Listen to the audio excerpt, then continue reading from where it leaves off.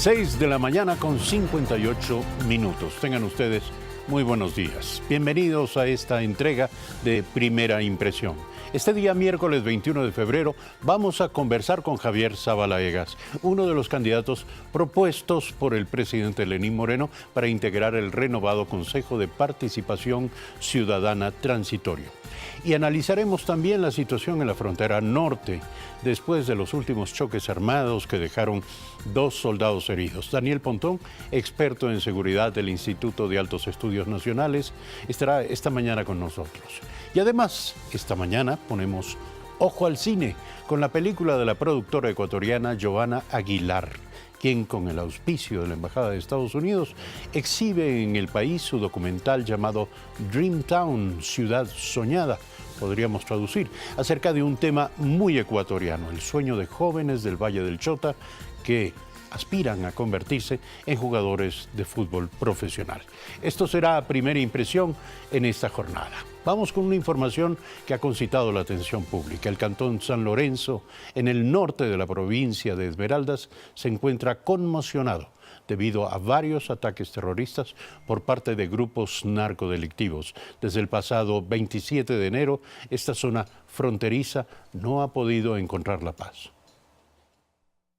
No solo en las narconovelas se observan atentados con fuego, heridos y viviendas completamente destrozadas. El pasado 27 de enero Ecuador vivió una de estas escenas de novela, cuando un carro bomba que se encontraba en la parte posterior de un edificio de 3 pisos del Comando Cantonal de la Policía en San Lorenzo, Esmeraldas, explotó, dejando como consecuencia 28 heridos leves y 37 casas completamente destruidas. Escuché la explosión, pero como yo estaba dormido, pero sí escuché, recordé con el golpe del cimbrón que hubo. Las instalaciones del cuartel quedaron destruidas en un 95%, y después del atentado más de 100 personas fueron ubicadas en un albergue exactamente en la iglesia del cantón.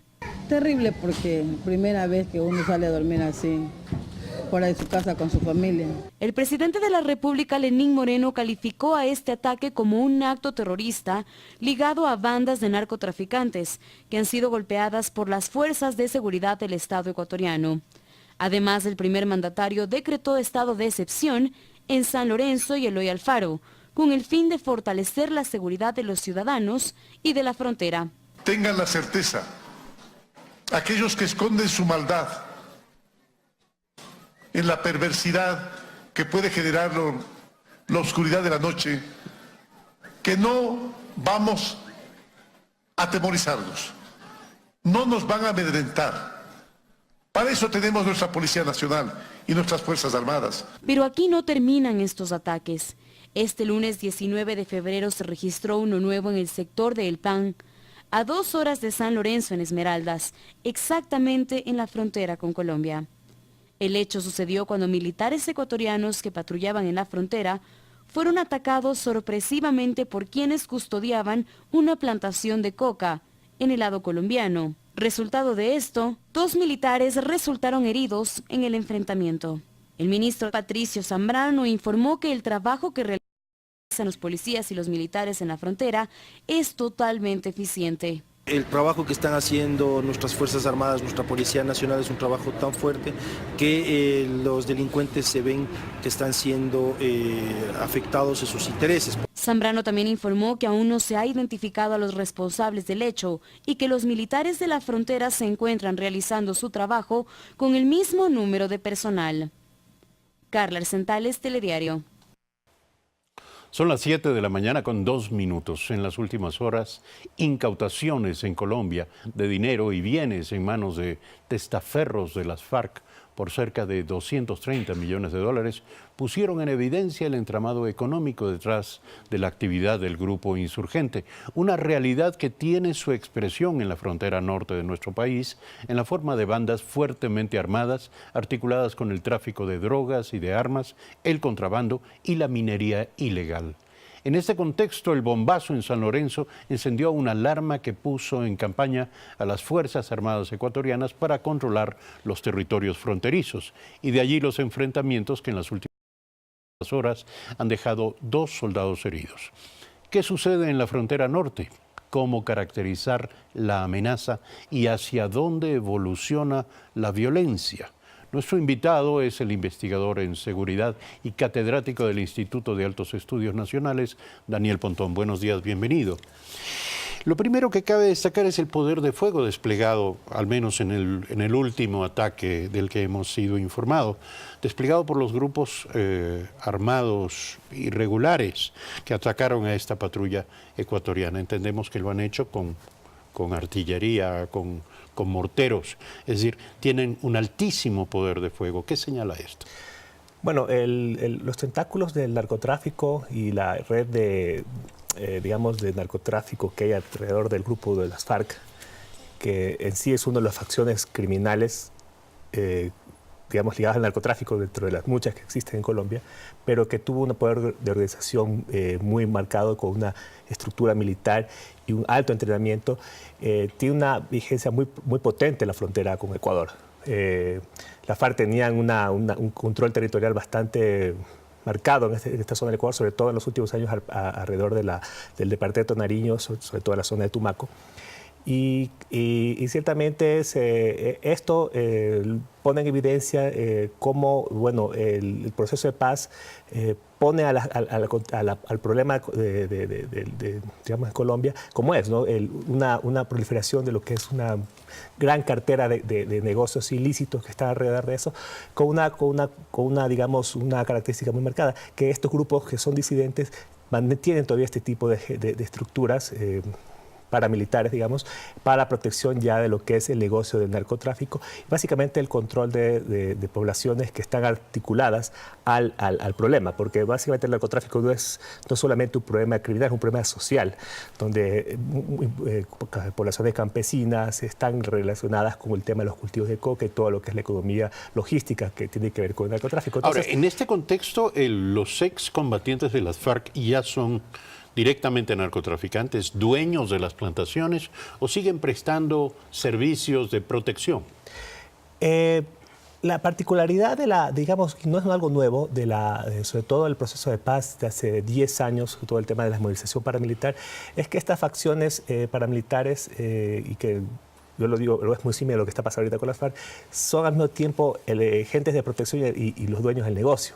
Esta es la particularidad, porque por lo general el sicariato siempre ha sido una especie de servicio, el sicariato y todos los negocios de la violencia sigue siendo un servicio ocasional, al servicio de los grandes líderes del narcotráfico, pero claro, se ha visto este fenómeno con que estos grupos también son al mismo tipo de dueños. Pero esto no quiere decir que no trabajen en conexión con los narcotraficantes, mayores, ¿no? Entonces, por general hay una mixtura de servicios que están articulados, pero la característica principal, repito, es que esta gente son los dueños básicamente del negocio, ¿no? Ahora, precisamente sobre el evento del sábado anterior, este ataque, ¿cuál fue el objetivo militar de esta agresión? Yo tengo la duda, puesto que el ataque se produjo desde el lado colombiano. Era evidente que las Fuerzas Armadas ecuatorianas no iban a trasponer la frontera, menos aún para perseguir a los agresores. Los agresores supondrían que un ataque iba a concentrar la atención de las Fuerzas Armadas ecuatorianas en ese punto. ¿Sería un ataque dirigido a distraer a las fuerzas de vigilancia? ¿Por qué? ¿Por qué razón atacan desde el otro lado? A ver, hay que tomar en cuenta que el control, cuando hay el evento como lo que pasó en San Lorenzo hace 3 semanas con el tema del obviamente puso en alerta una serie de dispositivos de seguridad alrededor de la frontera ecuatoriana, sobre todo del lado ecuatoriano. Desde ahí la química de la frontera desde el punto de vista del control el lado ecuatoriano cambió, y eso da que las fuerzas del orden, tanto policías como militares, tengan una mayor capacidad de vigilancia, y esa capacidad de vigilancia hace que exista el mecanismo de presión hacia estos grupos, que ciertamente se pudieron haber visto amenazados por la presencia de este mayor nivel de vigilancia. No nos olvidemos que el Ecuador siempre fue un sitio de paso, y muchas veces hasta descanso de estos grupos, y estas escaramuzas de choques entre fuerzas de las FARC, grupos armados, con las fuerzas militares, surgieron durante los últimos 20 años. Pero de por manera eso, no tan ahí esporádica, va ¿no? mi siguiente pregunta. ¿Qué ha cambiado? Usted habla de la química de la frontera. ¿Qué ha cambiado en la química de la frontera y en la relación con los grupos insurgentes en esta zona durante años? Pareció que estos solamente venían al Ecuador para aprovisionarse y evitaban choques armados con las fuerzas de seguridad del país. Lo que cambia básicamente es una economía criminal mucho más potente.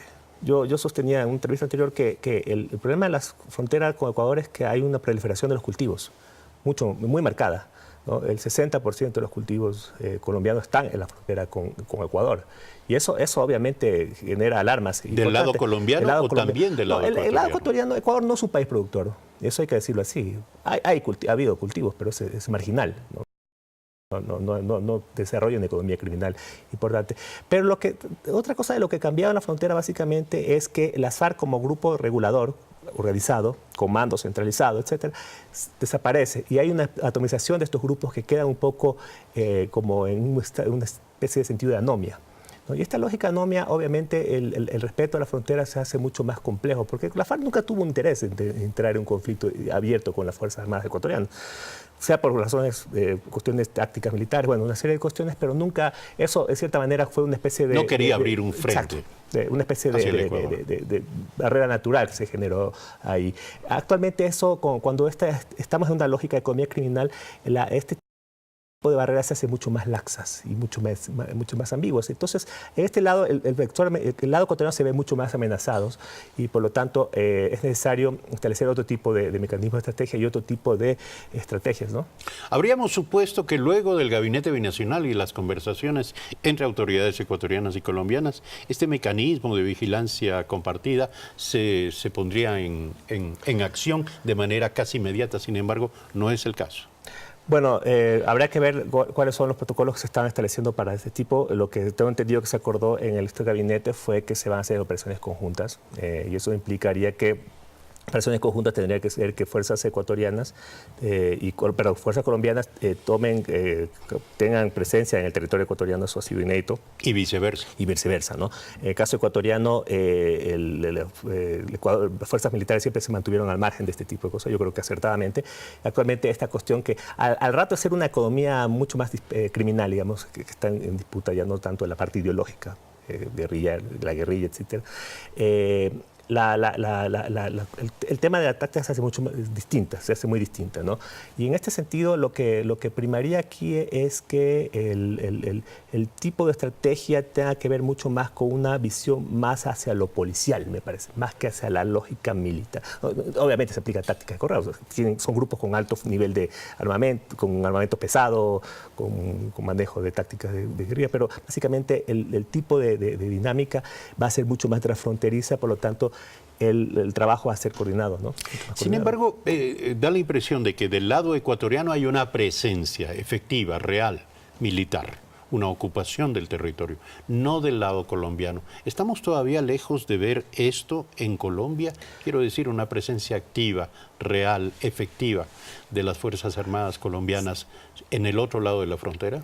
Sí, habrá que ver estar vigilantes un poco cómo se desarrolla la estrategia que el gobierno colombiano va a desarrollar para su frontera. Como se ha venido desarrollando en el marco del conflicto, Colombia nunca tuvo una presencia estática en la frontera. Y eso es algo sabido. Ellos tenían, a rato de hacer grupos, tener cuarteles o elementos estáticos, se hacían altamente vulnerables. Entonces ellos tenían capacidad de entrada y salida para efectos de tener alta movilidad y poder repeler a la guerrilla de una forma como estrategia de guerra, digamos. Pero al momento que esto cambia, habrá que ver si es que el gobierno colombiano, y es un desafío que ellos implementen ya mecanismos de vigilancia mucho más constantes y mucho más permanentes. Pero obviamente eso habría que analizarlo desde cómo se lo está mirando desde el lado colombiano. Pero por lo menos del lado ecuatoriano, Ecuador ha tenido una presencia mucho más permanente. Y eso cabría esperar que se ponga, que se haga efectivo el compromiso. Exacto, y lo que se ha dicho, y creo que acertadamente en ciertas personas que hacen opinión, es que las bases para este tipo de operaciones conjuntas, por eso habría que ver cómo va a ser los protocolos, va a ser los cuarteles ecuatorianos, porque básicamente Colombia en ciertas zonas, grandes zonas, no tiene una presencia estática. Son las 7 de la mañana con 12 minutos. Dos cuestiones finales. La primera tiene que ver con el Plan Colombia. Si Ecuador y Colombia comienzan a articularse en operaciones conjuntas de vigilancia, de patrullaje, ¿esto de alguna manera va a vincular al Ecuador con toda la estrategia del Plan Colombia? A ver, el Plan Colombia en sí ya no se está hablando de Plan Colombia. Más allá de que la estrategia militar hacia el problema del conflicto siga vigente, existan intereses, 7 bases estadounidenses en el gobierno colombiano, las políticas estadounidenses bastante ortodoxas en sus mecanismos de acción, etcétera. Pero yo creo que estamos en una nueva fase del proceso, ¿no? Y tiene que ver con el proceso de paz, ¿no? Pero estamos hablando, de todas maneras, de un fuerte apoyo económico, financiero. Aquí lo que está en vigencia son la economía ilícita del narcotráfico, como el principal motor financiero de la economía criminal del mundo, ¿no? Y una serie de actividades ilícitas de carteras criminales que se articulan al narcotráfico y que tienen incidencia bastante marcada en la frontera con ciertos rebrotes de violencia. En el caso ecuatoriano, no es una violencia pandémica, hay que decirlo así. Hay violencia, ha habido violencia, la zona norte es una zona violenta, pero no a los niveles que podemos esperar como México, Centroamérica, etc. Sin embargo, lo que está aquí en juego básicamente es un mecanismo, yo creo, de cómo se le va a hacer, y puede ser ahí un poco los intereses de ciertas presiones internacionales de países como Estados Unidos, de poder tener un control mucho más permanente y potente sobre el tema de la proliferación de los cultivos ilícitos. El problema aquí básicamente tiene que ver con que los últimos 5 o 6 años se dejó de hacer expresiones aéreas, por las razones humanitarias que sea, tiene sentido para el lado ecuatoriano, pero obviamente el tema de control eso es una debilidad. Yo digo, el desafío aquí es hacer cómo nosotros establecemos un control mucho más efectivo, ¿no? Sin necesidad de llegar a este tema de las presiones aéreas. Ahí hay un desafío gigantesco. El tema de la erradicación manual es complejo.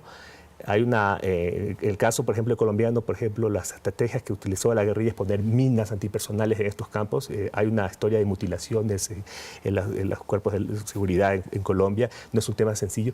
Y ahí yo creo que empiezan a coser una nueva dinámica de control en la frontera y en la cual el Ecuador está en un dilema. O se retrae o participa. Entonces, en este sentido, yo creo que es necesario ser proactivo, ¿no? Para concluir, han transcurrido algunos días desde el atentado de San Lorenzo. Expertos en seguridad como usted habrán reflexionado respecto de qué fue lo que ocurrió.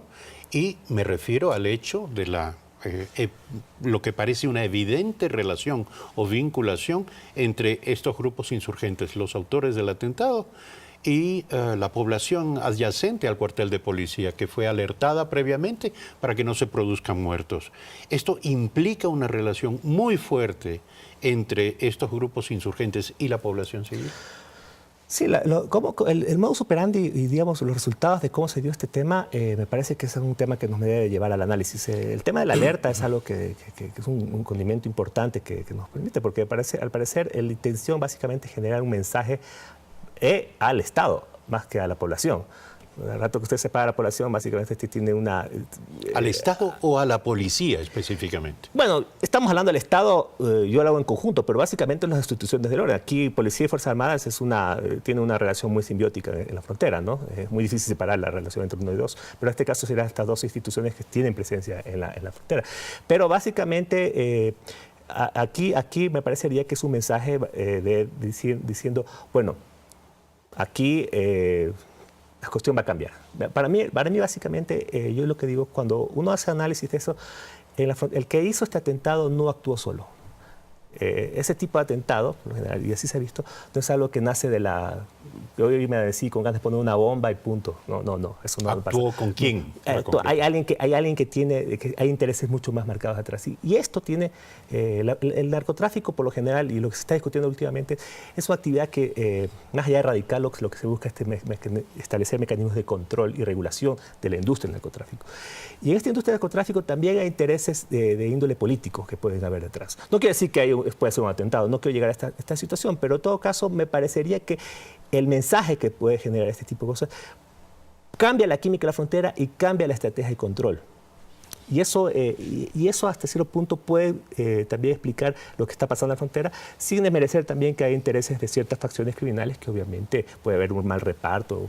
Bueno, podemos sacar conjeturas de muchos ámbitos, ¿no? Daniel Pontón, experto en seguridad y catedrático del Instituto de Altos Estudios Nacionales. Gracias por aceptar esta invitación. Hacemos un brevísimo corte, regresamos con Javier Zavala Egas, abogado, penalista, catedrático, que es parte de las ternas que el presidente de la República envió a la Asamblea Nacional para renovar el Consejo de Participación Ciudadana y Control Social. Una breve pausa, ya volvemos.